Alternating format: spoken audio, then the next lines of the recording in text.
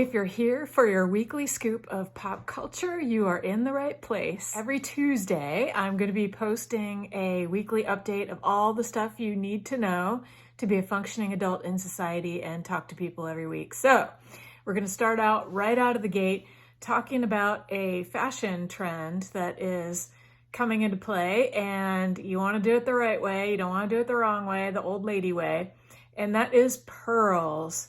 You might notice I've got my pearl hoops on, I got my pearl ring, but you might notice something else. Those are not like this kind of pearls or this kind of pearls. You don't want to be like, oh, clutch my pearls, just a single strand around your neck. I think right now what you need to do is go full on Coco Chanel, draping the pearls all over the place, come up with an unusual way to wear them, find a pearl pin, a pearl bracelet, pile them on, do something interesting with them. Don't just have your single or double strand, which is what some of us are used to in the past. And you'll thank me later. This started, I think, around last year with the Balmain collection. They had a beautiful, amazing, jaw-dropping pearl jacket that I'll post a picture of there.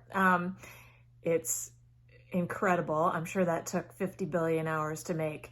But as we know, the cerulean sweater was picked out a long time ago for you. And so now it's time to bust out the pearls and do something fun with them. The next item in the zeitgeist this week is kind of weird. It's a city. We're talking about the city of Miami. Come on, shake your body, baby. Do that conga. No, you can't control yourself any longer. Sorry, I'll stop singing. So city of Miami actually popped up in the Twitter feed this week. The mayor of Miami was reaching out, trying to poach tech companies who normally are trying to go to Austin, Texas. I'm waiting for the steel cage smackdown between the mayors of Miami and Austin going head to head.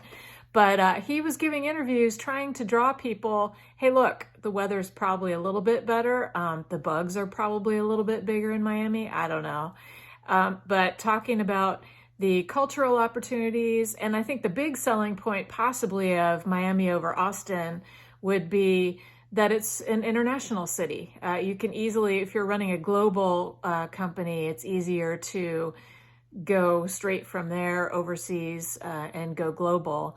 That was his big selling point. And you're also seeing Miami show up in the other parts of the culture too, because we know that there is a movie coming out right now on Amazon Prime called One Night in Miami, which is a really cool take from actress Regina King, who's also a very accomplished writer, director, multi-hyphenate.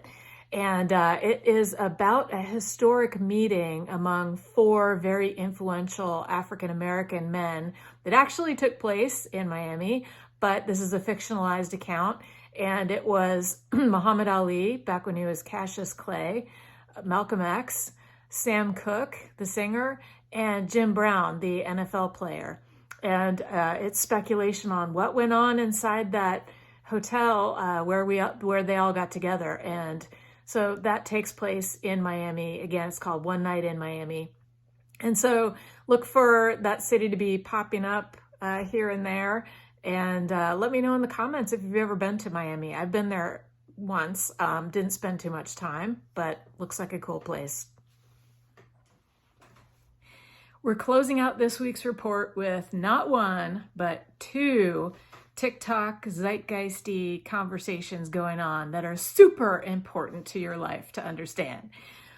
The first one, if you have heard people talking about broccoli recipes and a woman named Doris or Caroline, then you know what I'm talking about and you can just move along.